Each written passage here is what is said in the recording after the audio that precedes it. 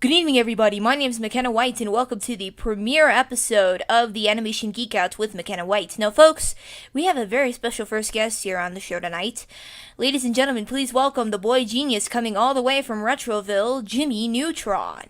It's a pleasure to be here. Thanks, McKenna. Well, Jimmy, it's been years since we've heard from you. I mean, you were big in the early 2000s, and then all of a sudden, just like the dinosaurs when the meteor hit, you're not around anymore. What's going on? Well, a lot has been happening ever since the ending of my show, and you know what? With my parents, I've been living a pretty good life. I've been doing what I've been doing ever since, and I continue to reinvent who I am, one tool per day. Very nice, Jimmy. Now, tell me, how did you feel about ending up in the kid genre? Because I understand that you were a big kid actor, and you wanted to get some things, moving. But all of a sudden, you ended up in the kid genre in terms of the Nicktoons, like SpongeBob SquarePants, Invader Zim, Cat Dog, Rugrats, and, all those other Nicktoons. Well, this one wasn't actually planned. My parents really dislike the kid genre. I actually don't mind it, considering how I watch a lot of kid shows myself. But being a boy genius, it really can lead you with one or two opportunities. So, my parents don't love it.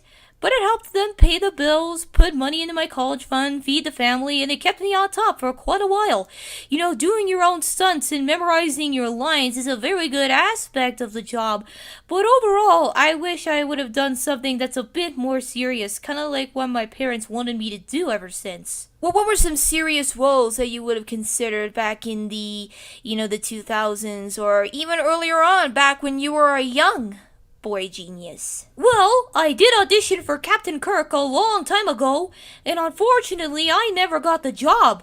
I always thought that a kid leading his crew would make much more sense than a captain who just gives out orders all the time. In order to do that, I have to be much more commanding, much more tall, and much more smart. And everybody knows that I'm actually pretty smart for a little boy. So, even though I never got any roles for any of the Star Trek series, I guess it paid out because eventually I had my own movie, which was critically and financially successful, and had an Oscar nomination on top of that, and eventually I got my own TV show, The Adventures of Jimmy Neutron, Boy Genius. Oh, we all know that one too well. Any other roles that you weren't able to get? Well, this one really bugged me, and this was at the time when The Adventures of Jimmy Neutron Boy Genius was still airing on television. I was auditioning for Larry, the obsessive fanboy of the Teen Titans from the 2003 Teen Titans series. Immediately, they took one great big look at me and said, "Excuse me, sir, I think you're in the wrong profession. Maybe you should be helping out your parents or doing science experiments in a lab somewhere. Plus, you're a Viacom property, not Warner Brothers. If they ever see you in our show, we're gonna get the pantsuit out of us by them." And I just left after that, and this was after the Powerpuff Girls movie. I could have auditioned for that, but unfortunately I had the stomach bug that weekend. I did audition for the new season of Rick and Morty, which is a rather adult show. So I'm just waiting for a callback, and we'll see how it goes. But other than that, another role that I didn't get, and this one really bothered me. I was going to be Dexter from Dexter's Laboratory. The only issue I have, or they had with me rather, is that I have brown hair, not red, and I don't have a Russian accent. So unfortunately, Dexter got that part. And they would have titled it Jimmy's Laboratory or Neutron's Laboratory, but they kept thinking it through, just saying to me that a non-scientific name that sounds appealing to kids would sound more fun for everyone than a science name that's literally in every chemical. But, in the end, The Adventures of Jimmy Neutron Boy Genius wound up being a hit, and that's all that matters, whether your fan base is 10-year-old children, high schoolers, college students, or senior citizens. It all worked out for me overall. Now, Jimmy, this may seem like a controversial question, but I'm gonna ask anyway. What are your thoughts on Teen Titans Go? What are my thoughts on Teen Titans Go? Well, it's not as bad as everyone else says it is, but the main issue that I have with it is that it can be very mean-spirited at times. I can think of 2 examples of episodes that are just mean-spirited, like the True Meaning of Christmas episode. In the beginning, you have the Titans basically just yelling at each other over being on the naughty list and this and this and this and this and that. And you also have Santa just being like the main monster, just acting like he's the monster, saying that all the bad kids can get presents. Really? Really? Oh, that one really bothered me in the end. Oh, and also, there were the Cyborg and Beast Boy were being mean to the Christmas icons, the elves and the reindeer, and Starfire and Raven killed the gingerbread man by just eating him and his house and his dogs and everything. Just, oh, that poor gingerbread man. Oh, boy. Oh, and another episode that was really mean and I was gonna get to was Gorilla. And let me tell you, it was the meanest episode that I have ever seen in my life. Think about it. You have Robin, who is being the tyrant, Beast Boy, who is being the brat, and Cyborg, who is basically just being this coach saying, you gotta do what I tell you, you gotta do what I tell you, you gotta do what I tell you. Just, ugh. Whew, and the ending. I really did not like the ending. But overall, it can be very entertaining at times. It had some good episodes, like 40%, 20%, 20% in that recent special that it had.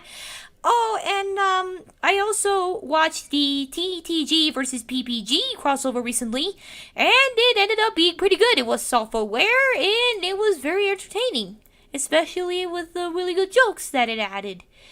I really wish there would have been more good Teen Titans Go episodes. Now, Jimmy, I just wanted to ask you about the addition of Cindy Vortex in the movie, the promotional shorts, and the show itself. What's the meaning behind that? What's the story? Well, this one was inspirational, to be honest. The producers were kind of looking for more of a challenge. They wanted to have a female character that all audiences can relate to. In the movie, she starts out as a very snotty kid, but when we get into the dungeon scene, Cindy has suddenly changed her character.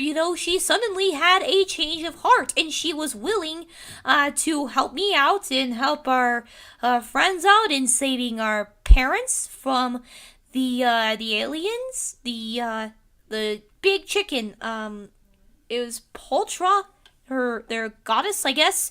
Anyways, in the show, she is still known as the very snotty kid, but she has some character development here and there, and when we get to some serious plot lines, that's just, my perspective on it. I may be wrong, don't quote me on that. Well, since the popularity of the show has been regained little by little thanks to memes, there are still generations of fans who watch the show. People still know you. You're kind of like Robbie Rotten from Lazy Town, or even Barry B. Benson from the Bee Movie, in a sense. No, I'm serious, Jimmy. But what about the cartoons of today? The 2017 DuckTales reboot, Adventure Time, Gravity Falls, OKKO, Let's Be Heroes, Steven Universe, The Loud House, and Star vs. the Forces of Evil. Well, they're all creative on their own merits, to tell you the truth. A lot of people say that my show is a ripoff of Dexter's Laboratory, which is absolutely not true. There is more to the story than just me going into a science lab and having, fixing stuff, with teaching moral life lessons. At least until, later on, they wanted to do a lot more stuff, like added spy stories, and that nailed the coffin shut. It's never opening again. There have been talks of Jimmy Neutron reunions, and I just said no to that. As for the Loud House, which is airing on Nickelodeon right now, it's actually a pretty good show. It actually has a lot of zaniness and a lot of fun. But other than that, not all of my friends watch it. Most of them just watch reruns of my old stuff, and they just really liked it even better. And there's like a little of this and a little of that in there, all that stuff. Wow, that was really insightful. I didn't really know that. Thank you for sharing. It's kind of hard for people to watch something else when the stuff from the generation that they are growing up in is just as good, if not better. I agree. That's kind of my philosophy on that. Now, I just wanted to ask, can you bring Goddard into the studio? Pretty please. I have been a big fan of yours ever since I was a kid. Ooh. I always had a feeling that you were going to ask me that. I had no choice, Jimmy. I have friends who watch the show. We want to see him in the studio. Please, Jimmy, bring him in. Absolutely, for you, and thank you so much to the audience for listening. Here, Goddard, here, boy. Bark, bark, bark. Oh, look, and he's in my lap. Hi, Goddard. You being a good boy? Bark, bark. Well, Jimmy, I just have one more thing to ask you. Since this episode is about this close to ending, would you please sign out with your "Gotta Blast" catchphrase? Oh boy, one of my favorite lines ever. Gotta blast! Thank you so much for coming on to the show, Jimmy. It's a great pleasure to talk with you. I have also heard that you have graduated from elementary school recently. Congratulations. Yep, I have been in middle school for a few weeks now. My advice to anyone who is going back to school is don't stress, don't be nervous, and just try your best. Amen, Jimmy. You almost bumped something. Oh, sorry. That's my philosophy on that whenever I go to school.